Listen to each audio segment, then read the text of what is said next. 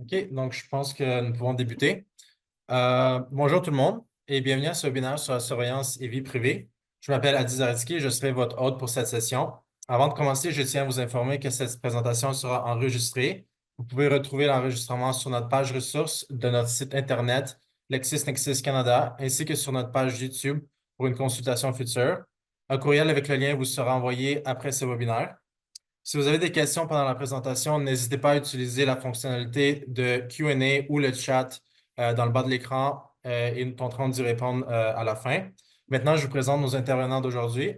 Notre premier intervenant est Maître Pierre Moreau. Il est associé au sein du groupe du droit de travail et de l'emploi chez Robinson Shepard Chapero. Sa pratique porte sur l'ensemble des aspects des relations de travail, régis tant par le droit québécois que par le droit fédéral.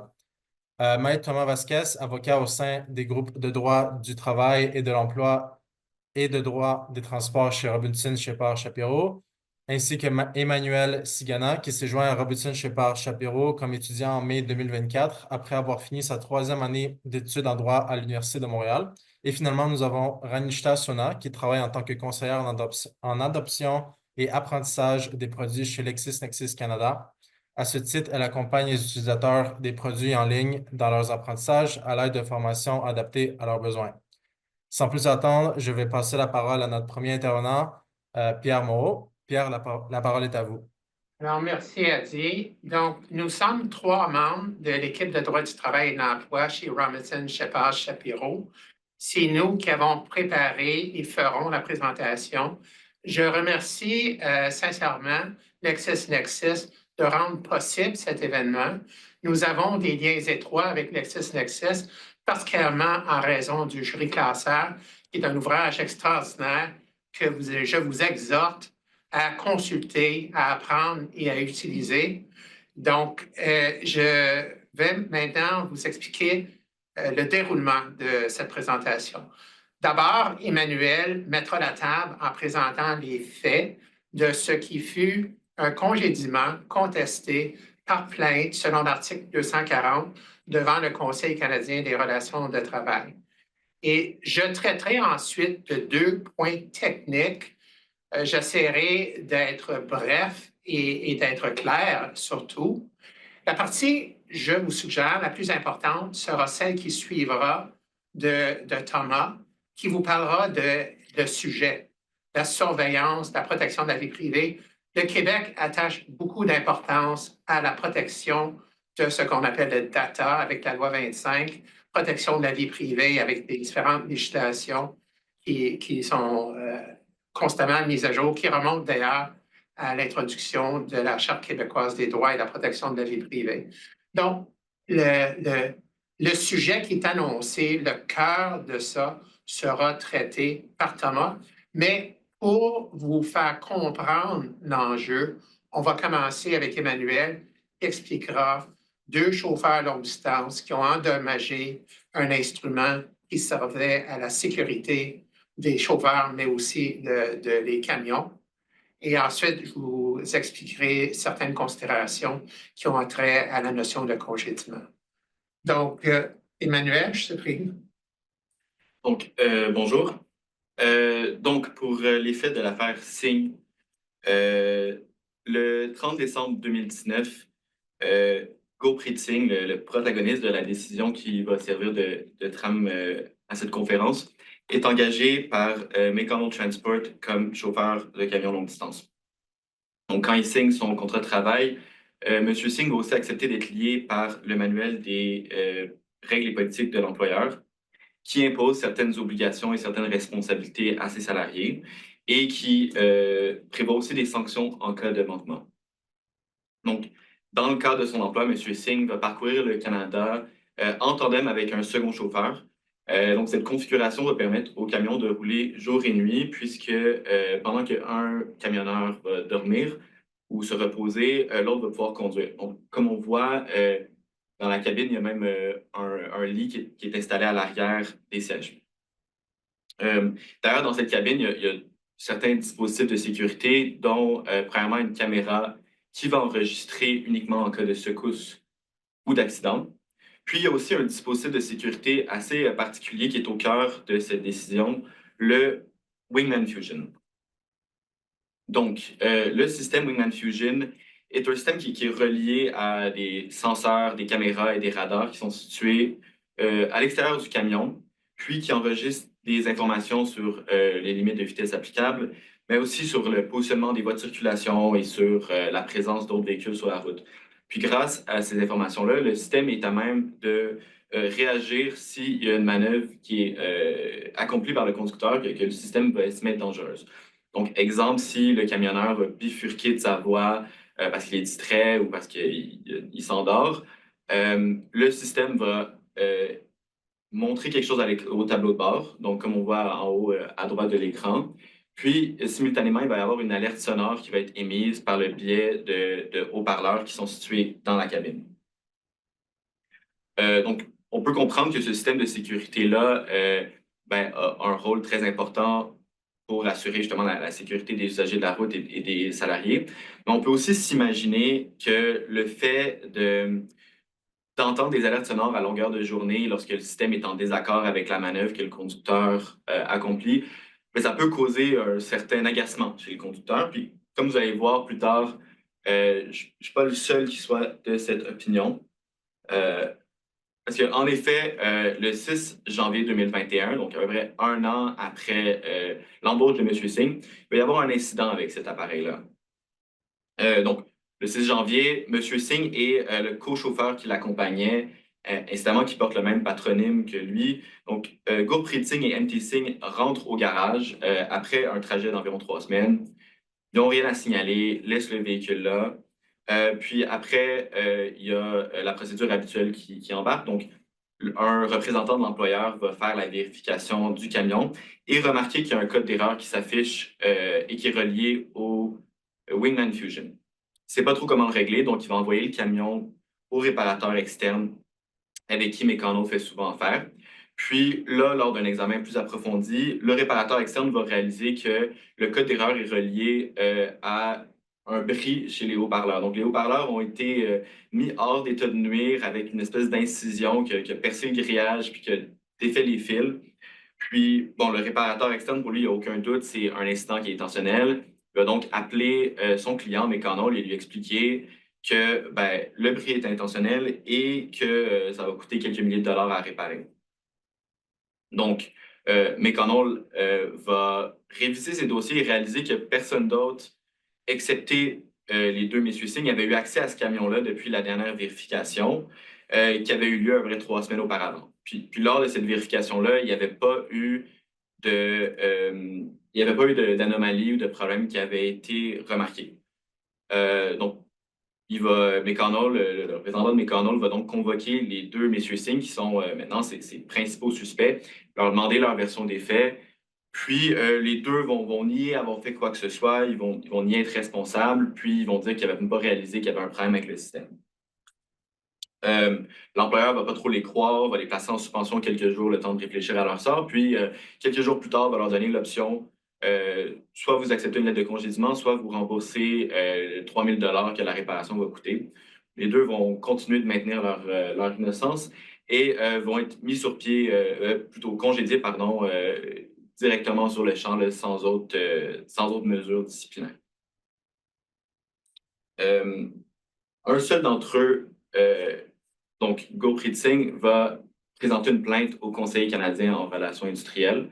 Et ça en vertu de l'article 240 du Code canadien du travail. Donc, cette disposition offre un recours aux travailleurs qui estiment avoir été congédiés de manière injuste à certaines conditions, mais notamment celle de travailler dans un domaine de compétences fédérales.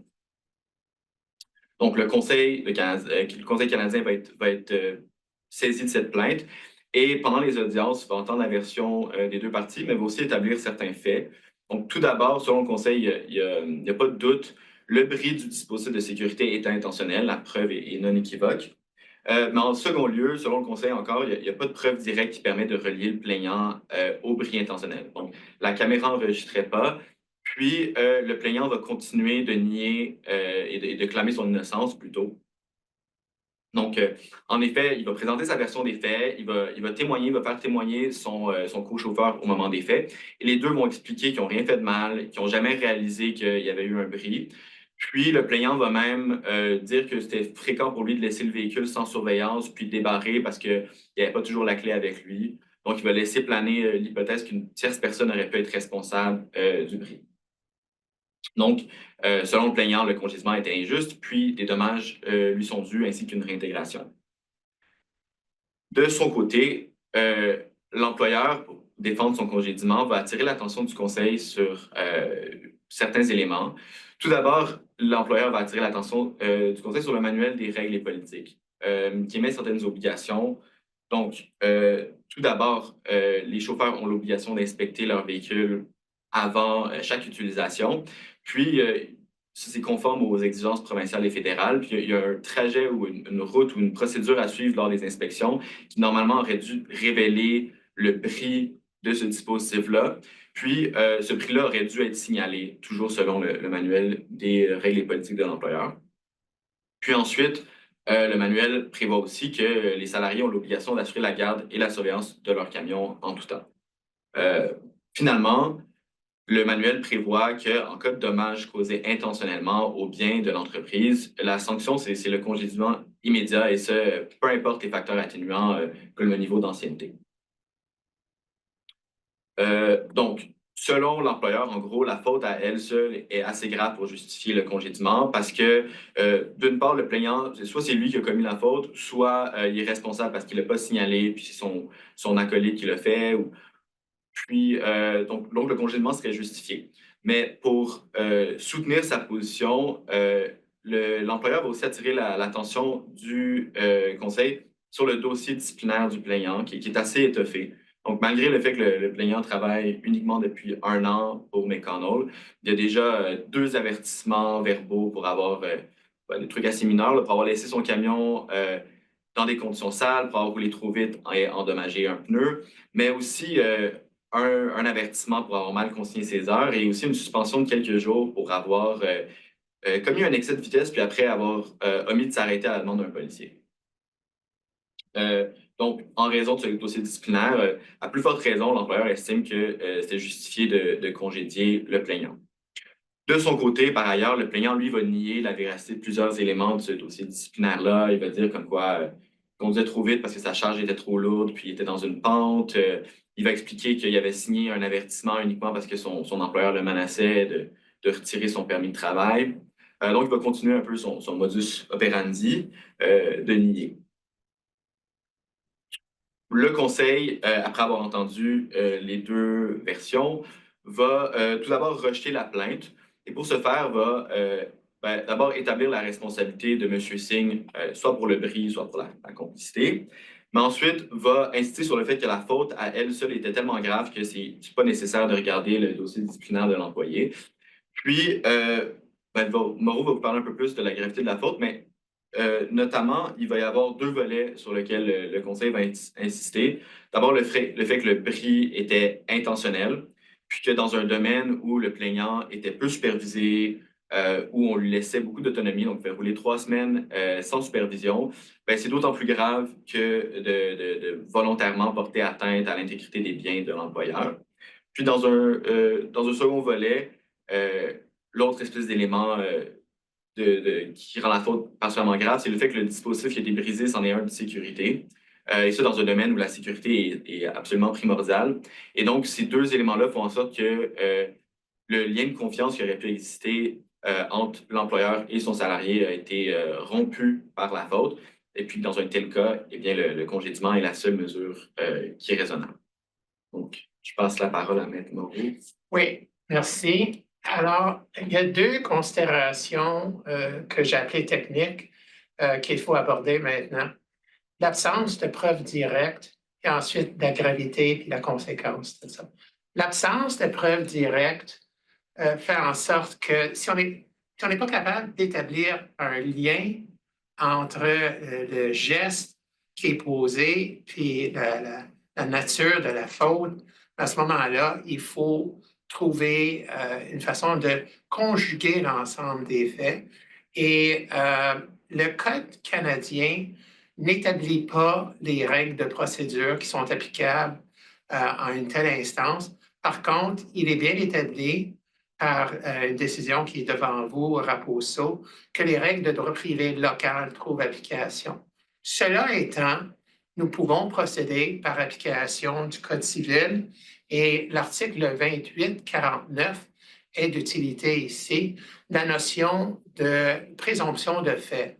Alors que si les faits vus dans son ensemble, c'est un peu comme la preuve circonstancielle en matière criminelle, si on arrive de par un cercle concentrique à une seule conclusion en raison de l'appréciation d'un ensemble de faits graves, précis et concordants. Tous ces mots-là sont analysés dans la doctrine et la jurisprudence. Mais ce qui est important pour vous, c'est que ça ne mène qu'à une conclusion possible. Un peu comme je disais, pour la preuve circonstancielle, où est-ce qu'on a, un peu comme dans Agatha Christie, on ne sait pas exactement qui a commis le meurtre, mais quand les lumières s'allument dans la pièce, et donc ça mène à une seule conclusion. Bien, c'est par l'utilisation de 2849. Et il faut dire que la cause de signe émane du Nouveau-Brunswick, elle émane d'une province de Common Law, elle n'émane pas du Québec. Mais pour nos fins à nous, une situation comme celle de Signe, où il n'y aurait pas de preuve directe de faute, ce serait l'application de 2849. Maintenant, regardons l'application que fait 2849. Je vous suggère que la grosse erreur de M. Singh, c'est de dire je ne sais pas, j'avais pas les clés, c'est peut-être un tiers inconnu qui est rentré dans la cabine.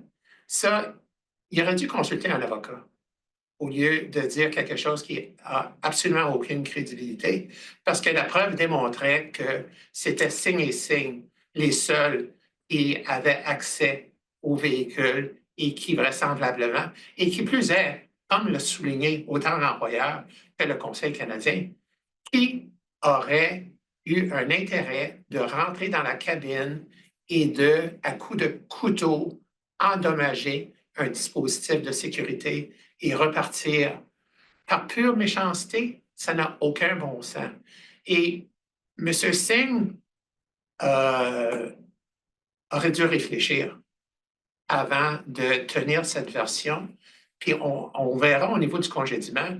Le pire, c'est qu'il a tenu cette version.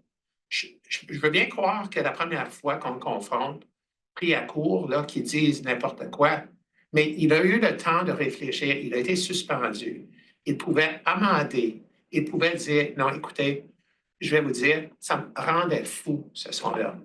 Comme Emmanuel l'a souligné, c'était un dispositif qui pouvait être embêtant. Il aurait pu y avoir quelque chose d'intelligent à dire en sa faveur qui peut-être aurait adouci la sanction. Il y aurait eu une faute, clairement, mais ça aurait peut-être adouci la sanction. Donc, ici, là, il faut se poser la question, quelle est la sanction qui est appropriée? Puis, il faut regarder si on vient à le Code civil, les deux ans. Le Code civil, la preuve doit être établie sur une prépondérance des faits qui sont présentés devant le tribunal, soit judiciaire ou administratif. Donc, ici, si on regarde 2804, la preuve qui rend l'existence d'un fait plus probable que son inexistence, bien, ce qui clairement ressortait de l'ensemble de l'enquête que l'employeur avait faite avant que ça se judiciarise. Ensuite, l'enquête qui a été faite devant le Conseil canadien.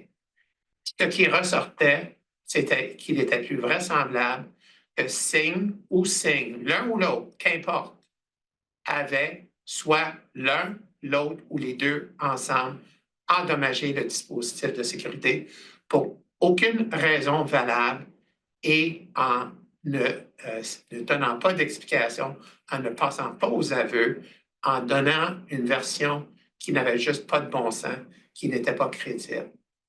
Donc, à ce moment-là, il faut se poser la question. Il y a une faute qui est grave. Maintenant, si on appliquait très littéralement l'article 240 ou si on appliquait le Code civil 2194, motif sérieux, ce qui n'est pas en cause ici, là, parce qu'on est sous le Code canadien, on se dirait, faute grave, congédiement approuvé, that's it, that's all. Merci beaucoup, voilà ma preuve. Mais c'est pas comme ça qu'il faut procéder lorsque on décide de procéder à un congédiement et qu'on entend soutenir ce congédiement s'il est contesté devant un tribunal judiciaire ou quasi-judiciaire. Les critères applicables, assez ironiquement, de façon assez intéressante, remontent à 1976. Et c'est les critères qui sont appliqués par la Cour suprême du Canada dans plusieurs décisions, comprend 2001, on verra McKinley reprend les critères, mais c'est les 3 critères que vous avez là qui ont été établis par Paul Weiler. Paul Weiler était un pionnier du droit du travail qui siégeait au Labour Board en Colombie-Britannique lorsqu'il a rendu les motifs de l'affaire W.M. Scott qui sont devant vous, les 3 critères qui sont là, en 1976. Puis regardez, prenez le temps de lire la facture de ces 3 motifs, puis ça va vous changer la façon de voir de qu'est-ce qui est nécessaire pour établir juste cause, pour établir cause juste et suffisante, si je prends les mots utilisés à l'article 124 de la Loi sur les normes du Québec. Donc, d'abord, l'employé, est-ce qu'il a fourni un motif raisonnable d'imposer une mesure disciplinaire? Clairement, M. Singh a commis une faute grave. Donc, il y avait matière à discipline. Mais regardez le motif 2 ou le point 2 et le point 3, car le point à tenir, c'est est-ce que congédier serait une mesure excessive?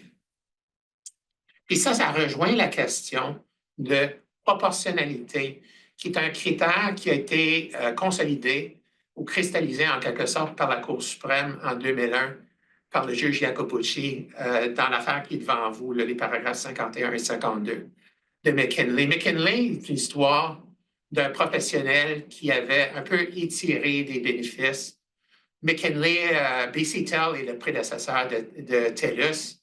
Et B.C. Tell a dit, vous avez indûment profité d'un avantage, vous avez fraudé, on vous congédie. Et à cette époque-là, il y avait une division à la Cour d'appel de la Colombie-Britannique qui vole un œuf, vole un bœuf. Était une école, l'autre école disait, il faut regarder l'ensemble des circonstances. Puis le juge Iacobucci a dit, au Canada, il faut prendre une attitude contextuelle, pas surprenant, au Canada que c'est comme ça. Puis il faut regarder, si vous regardez le 2e paragraphe, il faut regarder, est-ce qu'il y a des sanctions moins sévères pour l'inconduite qui pourraient être appliquées? Là, le juge Iacobucci dit une affaire que, avec beaucoup d'égard et beaucoup de respect pour lui, je questionne, où il dit l'employeur aurait pu déduire le salaire pour l'argent, pour la mauvaise utilisation, ça. Je questionne l'à propos de ce, mais clairement, ce qu'il laisse entendre, et là, si vous lisez la dernière phrase, il s'agit là d'une des nombreuses mesures disciplinaires qu'un employeur peut prendre dans ces circonstances. En 2016, dans une affaire qui s'appelle Wilson contre énergie atomique, la Cour suprême a dit qu'il fallait pas mal tout le temps regarder à une gradation de sanctions. Pourquoi? Pour voir est-ce que l'employé comprend le tort qu'il a commis, est-ce qu'il apprend du tort qu'il a commis, est-ce qu'il va se corriger. Et je vous dis, la clé de réussir un congédiement, c'est dans ce que je viens de dire.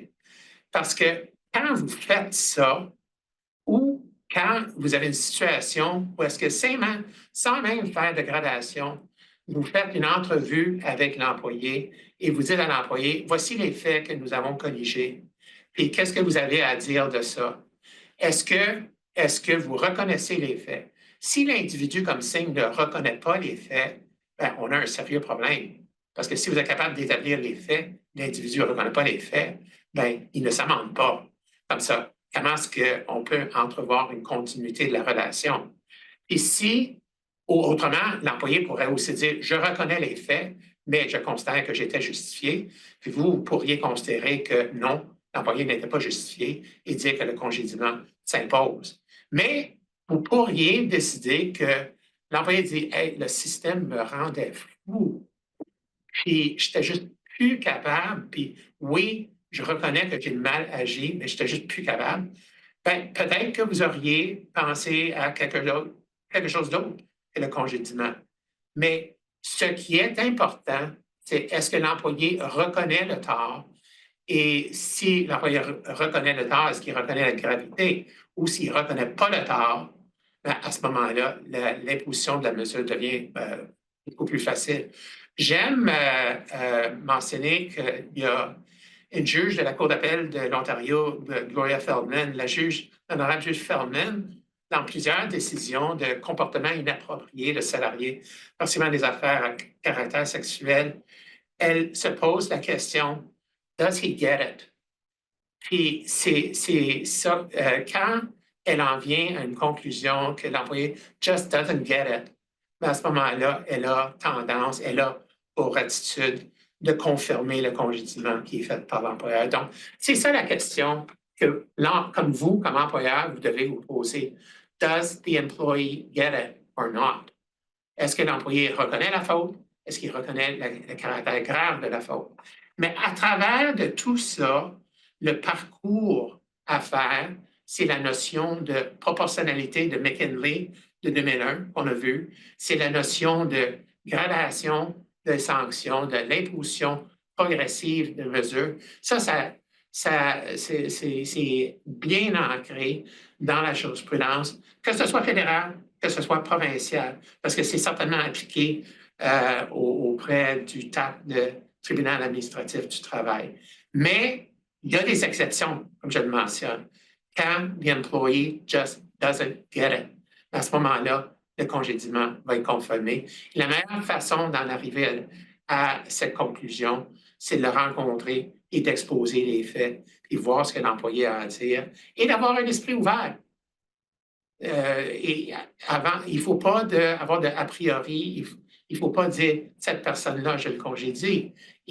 L'emploi est une valeur importante au Canada et il faut être conscient, comme on l'a vu en 1976, Paul Weiler qui disait est-ce qu'il y a d'autres choses que le congédiement qu'on peut faire? Ironiquement, Paul Weiler a laissé le droit du travail puis il est allé à Harvard enseigner sports law. Un changement de carrière. Mais 1976, William Scott, ça reste la décision. Et les trois propos qui sont là, je ne vous embêterai pas avec d'autres affaires de la Cour suprême, mais ça revient constamment dans d'autres décisions de la Cour suprême. Donc, does he get it or he just doesn't get it? On va passer maintenant à l'aspect qui est plus sexy. C'est Thomas qui va nous parler maintenant. Merci Pierre. Emmanuel, tu peux laisser la prochaine diapo déjà.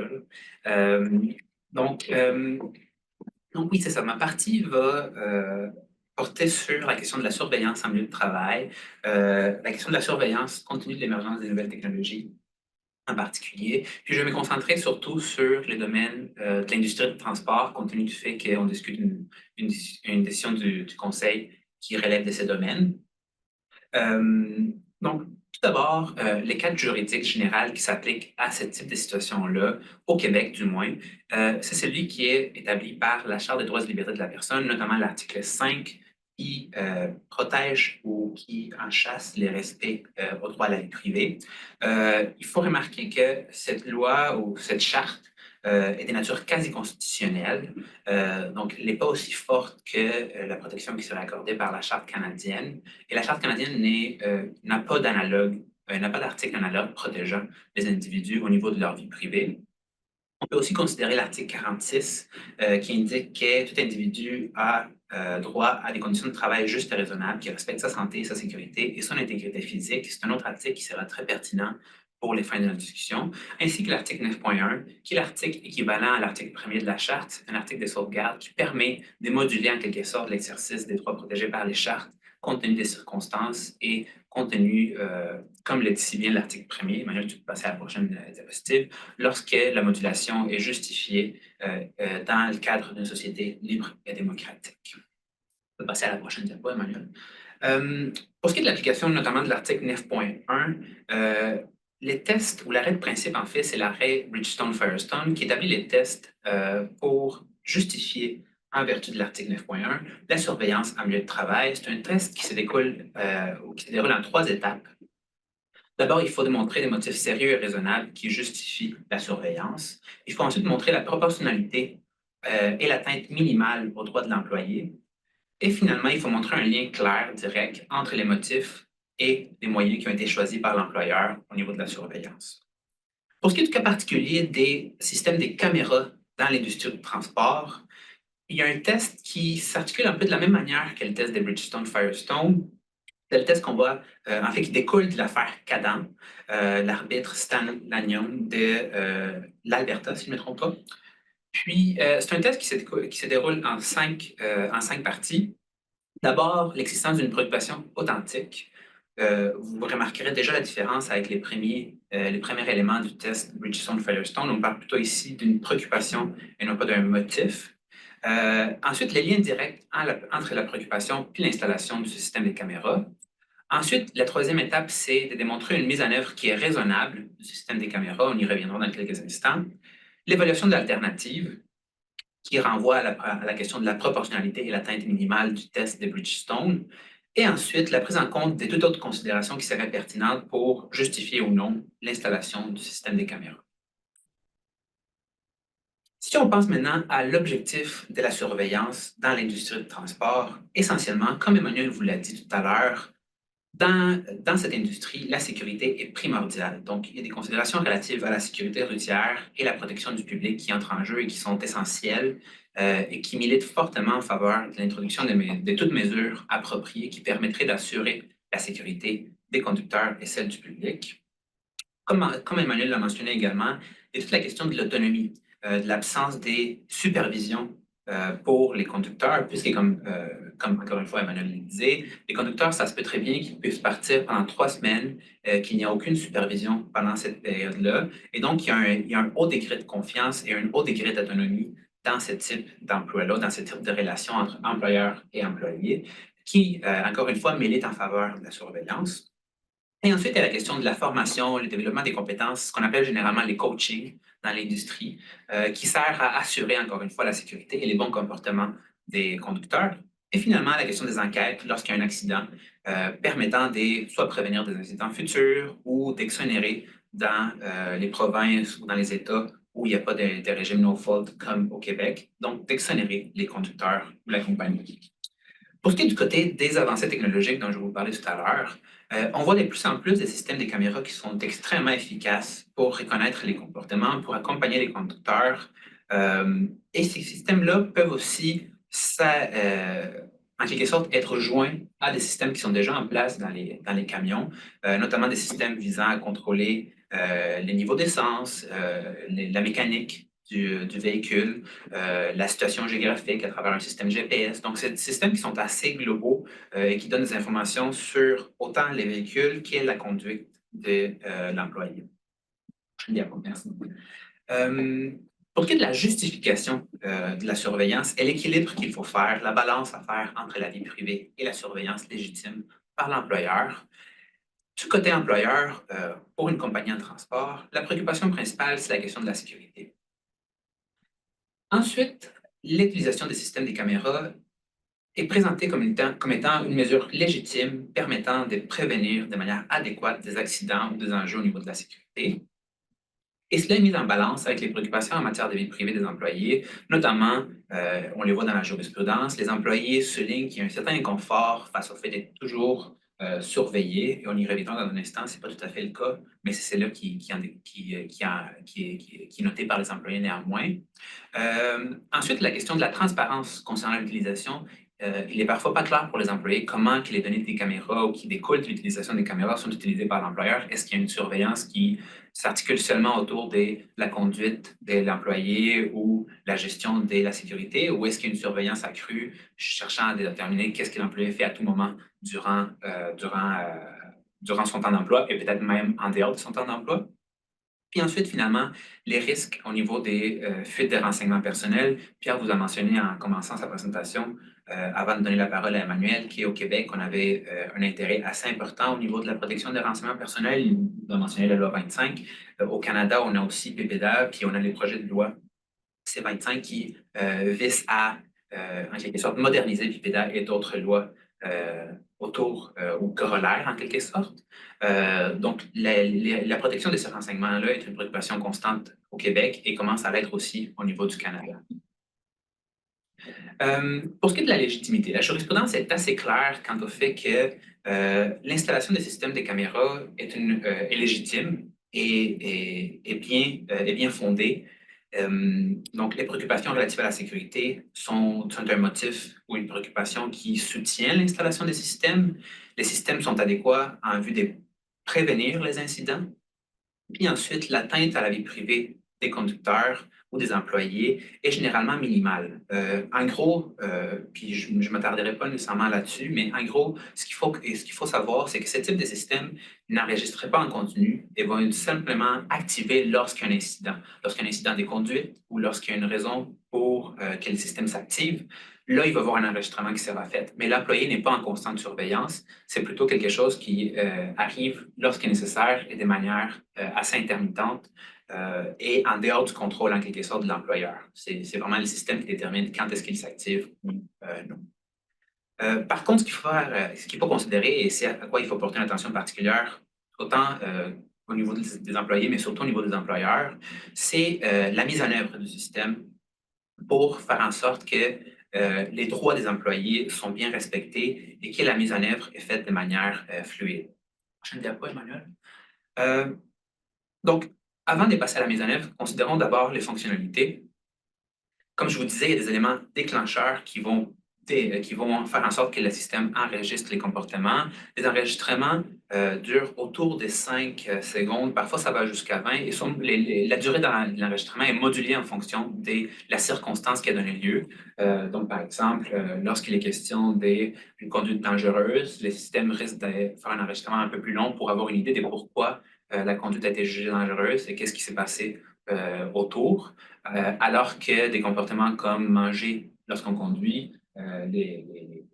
l'enregistrement sera assez bref puisqu'on a juste besoin de voir en quelque sorte ou confirmer qu'il y a eu un incident de manger durant la conduite. Ensuite, les systèmes généralement sont utilisés pour des fins d'information et amélioration de la performance des conducteurs. Et généralement, les employeurs, c'est un conseil assez important et quelque chose à considérer, les employeurs devraient se doter d'une politique de gouvernance des données pour protéger la vie privée, pour que les employés soient conscients de ce qui est fait avec leurs données, de quelles sont les mesures qui ont été mises en place pour les protéger et de quels sont, en quelque sorte, les objectifs de l'employeur en collectant ce type d'images-là ou d'enregistrement aux fins de la gestion ou l'effet de garantir la sécurité au niveau de la conduite. Prochaine diapo, merci. Ensuite, la question des moyens alternatifs.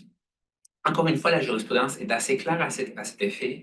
Il y a très peu de moyens alternatifs qui parviennent à assurer une supervision de aussi bonne qualité. Donc, les systèmes des caméras permettent de vraiment opérer une supervision qui est extrêmement efficace. Les employés, les conducteurs, on leur signale tout de suite lorsqu'il y a un comportement qui est inapproprié, qui n'est pas sécuritaire, et ils peuvent tout de suite se rajuster. Les coachings à travers les enregistrements fonctionnent très bien. Donc, tout ça pour dire que généralement, les caméras sont un mécanisme qui est très approprié, qui fonctionne très bien, et la jurisprudence arbitrale et même celle de la Cour supérieure lorsqu'il est question de confirmer des décisions arbitrales et celle de la Cour d'appel, est assez clair à l'effet que ce système, l'installation non seulement est légitime, mais c'est des systèmes ou en fait, il n'y a pas d'autres options qui sont offertes aux employeurs permettant d'atteindre ces mêmes résultats au niveau de la prévention et de la sécurité. La seule exception, c'est l'affaire Cisco que vous avez citée à l'écran au deuxième point, où l'arbitre Beaulieu a déterminé que les systèmes des caméras n'étaient pas justifiés et qu'il y avait d'autres moyens alternatifs qui auraient pu permettre de garantir une conduite sécuritaire. Celle-ci, on va la passer, Emmanuel. Donc, pour conclure, j'aimerais aussi avoir une discussion assez brève sur la question du congédiement lorsque l'employeur se fonde sur une preuve obtenue à l'aide des systèmes des caméras. Donc, on a une décision ici très intéressante, BFI Canada, où un chauffeur est congédié lorsque l'employeur découvre à travers un enregistrement du système des caméras qu'il utilisait son téléphone cellulaire en conduisant. Ce qui est particulier dans cette affaire, Emmanuel, tu peux passer à la prochaine diapo, c'est deux choses. D'abord, dans cette affaire, les deux parties, les syndicats et l'employeur, s'entendent quant au fait que la preuve ou l'enregistrement provenant du système était admissible en preuve. Je vous ferai remarquer que cela n'est pas nécessairement le cas dans tous les dossiers et les tests applicables découlent encore une fois des Bridgestone-Firestone et ils se déroulent en deux étapes. D'abord, est-ce que la preuve obtenue contrevient aux droits et libertés fondamentaux? Puis ensuite, est-ce que l'utilisation de cette preuve est susceptible à déconsidérer l'administration de la justice? Je vous soumettrai, ou en tout cas, mon opinion, c'est que dans la mesure où le système des caméras est installé en bonne et due forme, que les employés ont été avisés, qu'il s'agit d'une surveillance qui n'est pas, en anglais, on utilise le terme covert, c'est-à-dire qu'elle est cachée ou qu'elle est insidieuse, mais qu'elle est plutôt une surveillance ouverte où tout le monde est conscient de la situation, comprend comment que les systèmes fonctionnent, etc. Ce type de surveillance ne sera pas considéré comme étant contraire aux droits et libertés fondamentaux ou comme étant susceptible de déconsidérer l'administration de la justice si elle est admise en preuve. L'autre élément intéressant, et peut-être c'est encore plus intéressant à mon sens du moins, c'est que l'événement, l'enregistrement en question, a été déclenché non pas parce que la caméra aurait reconnu l'utilisation du téléphone cellulaire, mais plutôt parce que le conducteur, à ce moment précis, a passé par une surface rugueuse d'asphalte. Et donc, il y a eu un mouvement du camion qui a fait en sorte que la caméra a été déclenchée, pensant qu'il y avait un enjeu un enjeu autre, disons. Donc là, la caméra fait un court enregistrement, puis lorsque l'employeur vérifie l'enregistrement en question, s'aperçoit que les conducteurs étaient en train d'utiliser son téléphone cellulaire alors qu'ils conduisaient le véhicule. Par ailleurs, il est aussi intéressant de remarquer plutôt que la caméra ou le système a donné un score de 0 sur 9 au comportement du chauffeur. Donc, le système a considéré que les comportements n'étaient pas du tout à risque. C'était un 0 sur une échelle de 0 à 9, donc aucun risque. Donc, dans ce cas-ci, l'employeur a soutenu que l'infraction qui était liée à l'utilisation du téléphone était une violation grave des politiques. Les syndicats ont par ailleurs reconnu qu'il s'agissait d'un manquement important, mais que plutôt que d'aller directement vers un congédiement, on aurait dû adopter des mesures disciplinaires progressives. Donc là, vous avez à l'esprit toute la discussion de Pierre relativement aux mesures disciplinaires, à la proportionnalité du congédiement, aux questions qu'il faut se poser et comment on justifie un congédiement automatique. Dans ce cas-ci, il y avait trois éléments à considérer. Il y avait les politiques de l'employeur qui mentionnaient que l'utilisation du téléphone cellulaire était une conduite inadmissible. Il y avait aussi également le fait que l'employé en question avait eu 5 sanctions disciplinaires en moins d'1 an dans la dernière année. Et les derniers éléments, puis ça rejoint encore ce que Pierre vous mentionnait tout à l'heure, l'employé n'a montré aucun signe comme quoi son comportement allait changer. Donc, si on reprend les tests de Pierre, he just didn't get it. Et en ce sens-là, son congédiement a été considéré justifié par l'arbitre. Donc, pour conclure, deux remarques sur la technologie, les systèmes des caméras, puis en particulier sur ce que l'affaire BFI nous permet d'apercevoir. D'abord, leur utilité. Donc, s'il n'y avait pas eu le système des caméras, l'employeur n'aurait pu jamais reconnaître qu'un conducteur utilisait le téléphone alors qu'il conduisait. Et une limite. La question de comment que le système a interprété la conduite du conducteur. Donc, il faut remarquer que même si on a un système qui nous permet d'effectuer une bonne supervision sur l'employé, il est toujours important de maintenir les volets humains de l'intervention. Donc, d'avoir du coaching, d'avoir quelqu'un qui révise les vidéos, quelqu'un qui prend des décisions relativement aux mesures disciplinaires qui sont adoptées, et donc d'éviter en quelque sorte au système de laisser toute la gestion des situations relatives à la conduite. Donc, ça finit notre présentation. Ça nous laisse avec la période des questions. Mais avant ça, je vais passer la parole à Ranishta qui va nous présenter l'outil de Lexis Plus AI.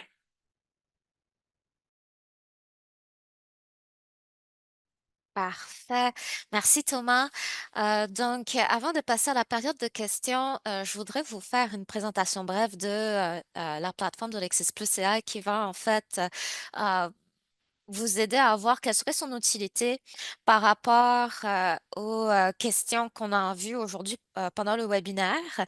Donc, en fait, je vais réutiliser certaines des questions qu'on a vues aujourd'hui et on va commencer en fait avec l'affaire signe.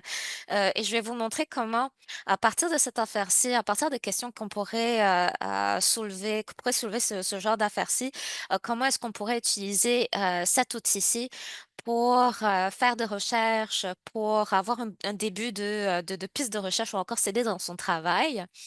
Donc, si par exemple, on commence avec la plateforme, donc voici la plateforme de Lexis Plus AI, elle est intégrée dans la plateforme de Lexis Plus Canada. Vous pouvez voir que vous avez 4 différents cas d'utilisation. On va commencer avec le troisième, résumer une décision. Donc, j'ai déjà fait un résumé de l'affaire Signe ici pour nous faire gagner du temps. Donc, comme vous pouvez le voir, c'est quand même une affaire qui est assez récente. Il se peut qu'il n'y ait pas de résumé qui soit disponible pour cette affaire-ci.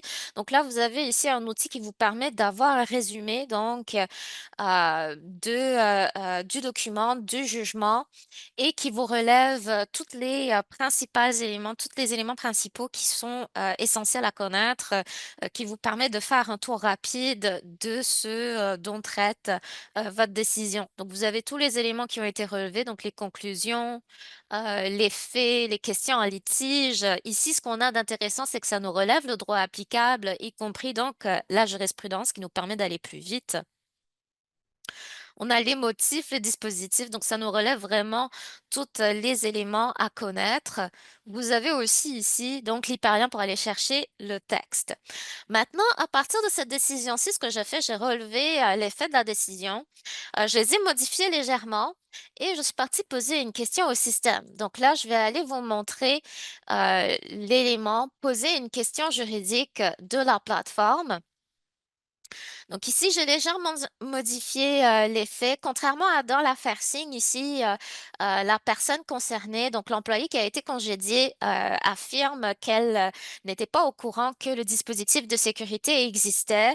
Il y a ici aussi l'existence d'un enregistrement d'une caméra de sécurité, donc des lieux au moment où l'incident a eu lieu, donc c'est-à-dire au moment où le dispositif de sécurité a été endommagé.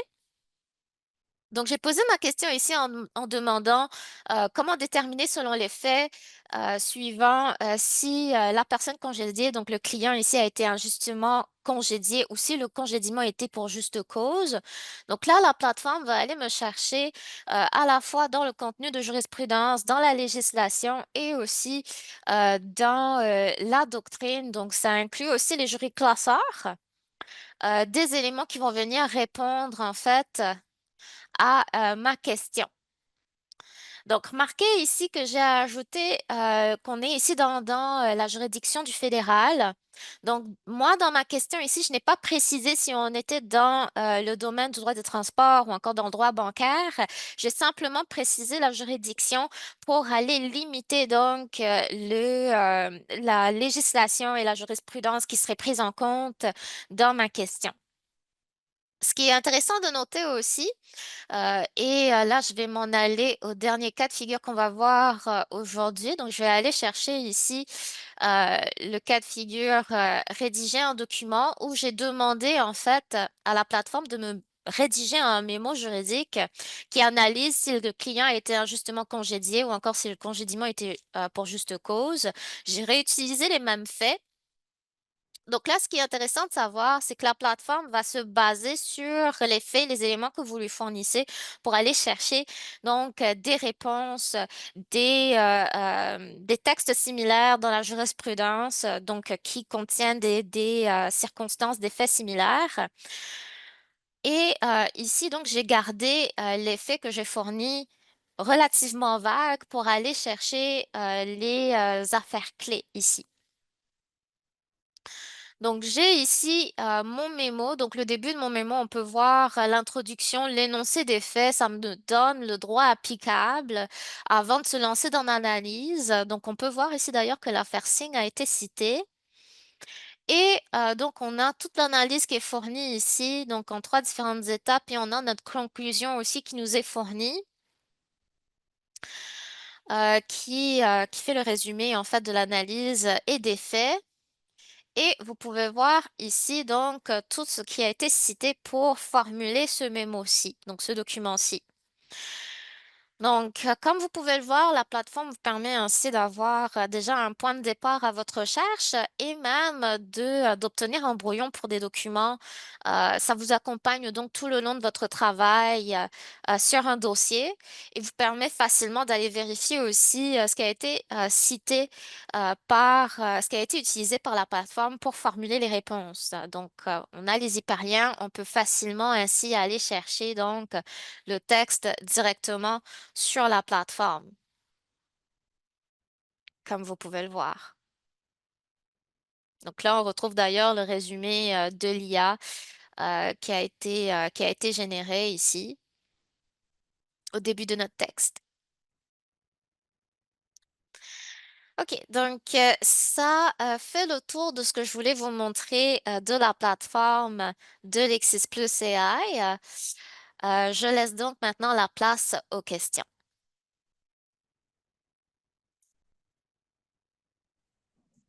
Très bien, merci Ranishta. C'était très intéressant. On se disait avec Pierre et Emmanuel que c'était vraiment un bel outil. Ouais.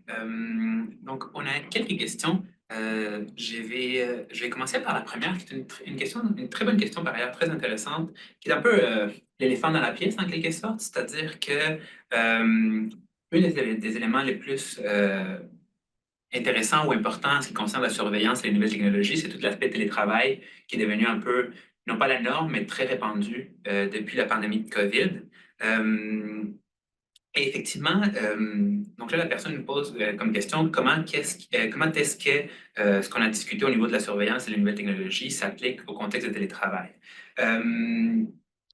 Je vais commencer une réponse, puis Pierre et Emmanuel pourront ajouter s'ils le désirent.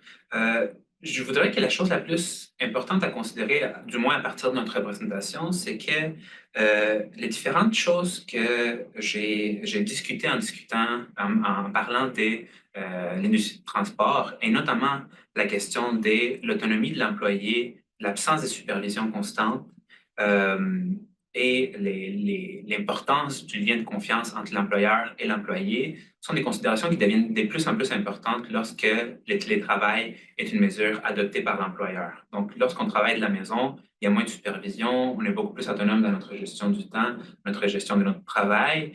Et à ces moments-là, il y a une importance accrue au niveau de la confiance qui doit régner dans la relation entre l'employeur et l'employé. Ce qui fait en sorte qu'on commence à voir des cas des congédiements pour cause, puisque l'employeur aurait découvert que l'employé, par exemple, volait du temps en faisant des choses personnelles, en visitant des sites personnels, des sites Internet qui n'ont rien à voir avec son emploi, durant la période de travail, durant les heures qu'il déclare ou qu'elle déclare comme étant des heures travaillées. Les employeurs vont du moins de ce que j'ai vu dans la jurisprudence, puis je ne sais pas quelque chose que je maîtrise nécessairement, mais les employeurs vont généralement considérer que ce type de comportement est une cause suffisante pour mériter d'un congédiement. Et la jurisprudence confirme généralement que ce type de comportement supporte une décision des congédiements pour cause sans autre mesure disciplinaire, puisqu'encore une fois, ce type de comportement de la part de l'employé brise de manière irrémédiable les liens de confiance dans une nouvelle situation où, en raison de l'autonomie qui leur est accordée, puis rappelons-le, le télétravail n'est pas un droit, mais plutôt un privilège qui est accordé en quelque sorte. Donc, en raison de ce privilège qui est accordé, on s'attend de la part de l'employé d'avoir un comportement qui est beaucoup plus honnête, beaucoup plus transparent et qui respecte ces hauts degrés de confiance qui leur est accordé en permettant le télétravail. Je ne sais pas si Pierre, Emmanuel... J'aurais quelques remarques additionnelles. Moi, je suggère qu'il est peut-être un peu trop tôt pour tirer des conclusions plus ou moins fermes sur cette question de télétravail. Je suis d'accord avec ce que dit Thomas. Le télétravail n'est pas un droit, pas encore, malgré certaines demandes, dont l'Alliance fédérale. Il y a des poussées dans ce sens-là, mais on n'est pas rendu à dire que c'est un droit.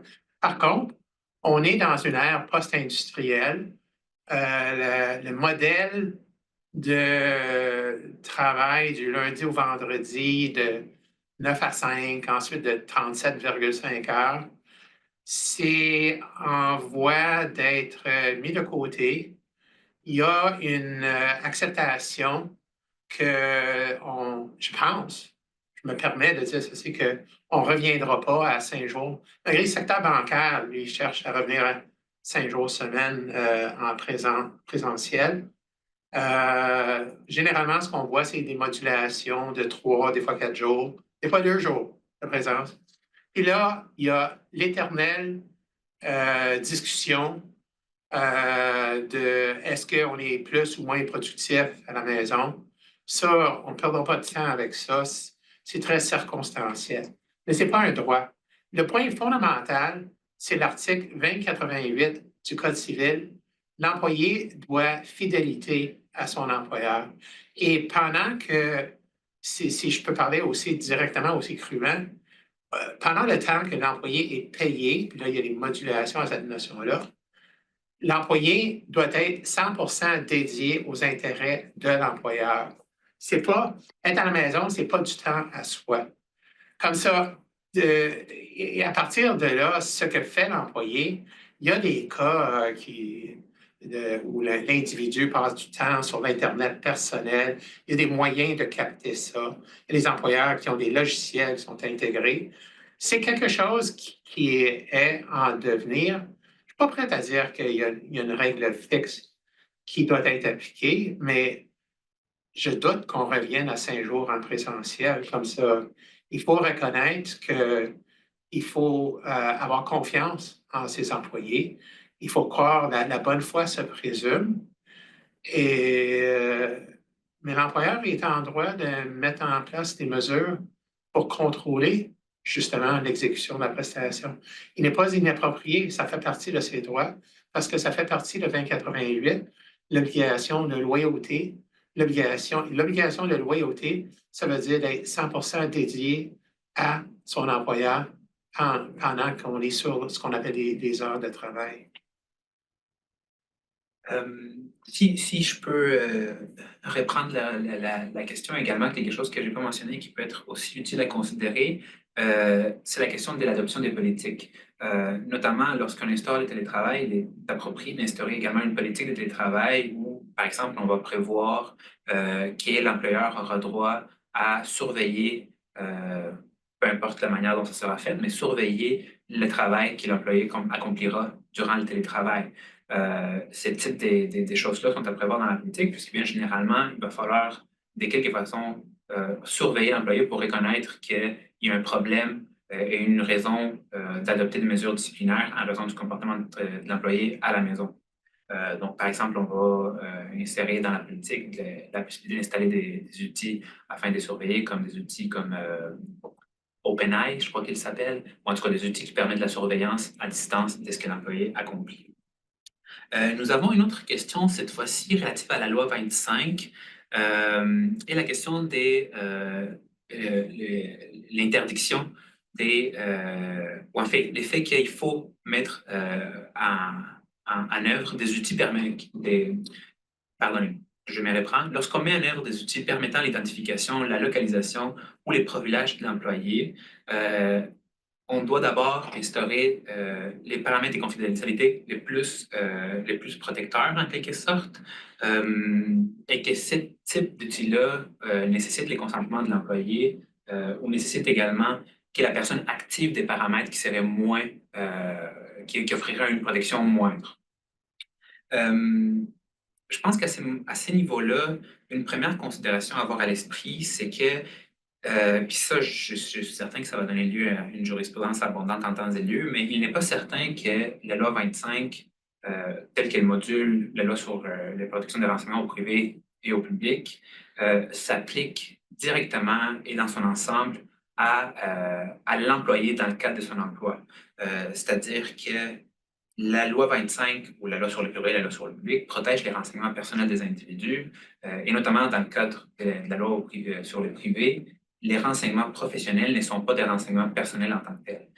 Donc, dans la mesure où un conducteur, par exemple, ou restons sur les conducteurs en fait, s'identifie en tant que professionnel à travers son outil, je ne pense pas, du moins pour le moment, que c'est là soit un enjeu qui tombe sous les coups de la loi sur les privés telle qu'elle est modifiée par la loi 25, et qui est donc tout ce qui concerne les paramètres permettant les plus hauts niveaux de protection en ce qui concerne l'identification, la localisation, les profilages. Puis le profilage, je mets ça en parenthèse, puis je ne suis pas sûr qu'il y ait du profilage en tant que tel dans les types d'outils que nous avons discutés durant la présentation. Mais je crois que, du moins, a priori, ces types de protections-là ne sont pas offertes pour l'employé dans le cadre de ses fonctions. Je ne sais pas si Pierre et Emmanuel, vous avez des choses à ajouter à ce niveau-là. Non, très bien. Après ça, est-ce qu'on a d'autres questions? On a une question pour toi, Ranishta, par ailleurs. On a une personne qui aimerait avoir une idée des prix pour Lexis Plus AI pour son bureau. Je ne sais pas comment... en fait, je te laisse la parole.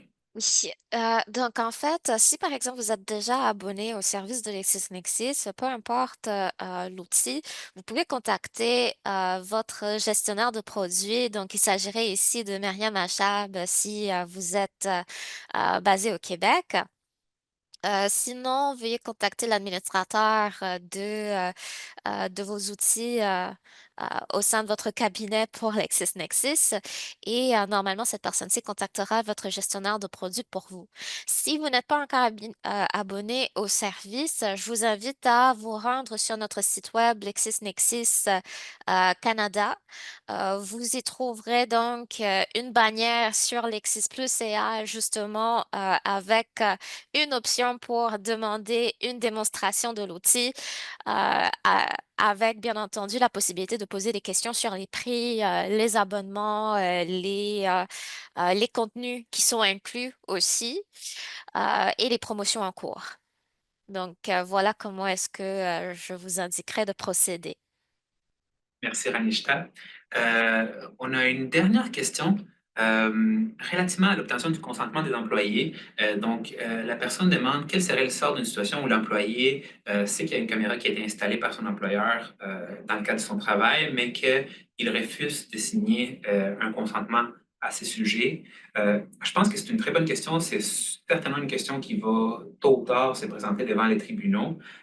Il est clair que dans le cadre d'une bonne mise en œuvre, les bonnes pratiques requièrent l'obtention des consentements des employés à l'installation de ce type de caméra, mais il demeure néanmoins, puis ça, je pense que c'est quelque chose que les tribunaux devront aborder, que dans le cadre du travail, la vie privée, ou en fait les droits à la vie privée est modulé, puisque dans le cadre du travail, on est dans un endroit public et l'expectative de vie privée de l'employé est réduite dans ce genre de circonstances-là. Donc, il n'est pas, du moins pour le moment, pour moi, il n'est pas clair que le refus du consentement de l'employé, en quelque sorte, viendrait porter atteinte aux droits de l'employeur qui découlent de ses droits de gérance d'installer une caméra permettant la surveillance ou la supervision, et aussi longtemps que la caméra ou l'installation est justifiée par un motif quelconque qui serait raisonnable, qui serait légitime. Puis ça dépendra des circonstances. Nous avons discuté de la situation de l'industrie du transport où là, la sécurité est primordiale. Dans d'autres circonstances, ce type de mesures-là ne seront pas appropriées, ne seront pas justifiées puisqu'il n'y a pas de motif permettant ou justifiant l'installation des caméras. Je pense que ça, c'est la première étape et l'étape cruciale. Les consentements relèvent plutôt des bonnes pratiques et des comment mettre en œuvre de façon appropriée le système. Mais je ne pense pas, du moins, c'est mon avis, je ne pense pas que ce soit crucial afin de légitimer ou maintenir les systèmes des caméras ou la surveillance par caméra. Moi, si je me permets, je voudrais ajouter ceci. Moi, je crois que l'employeur peut le faire de toute façon, en raison de ce qu'on appelle les droits de gérance.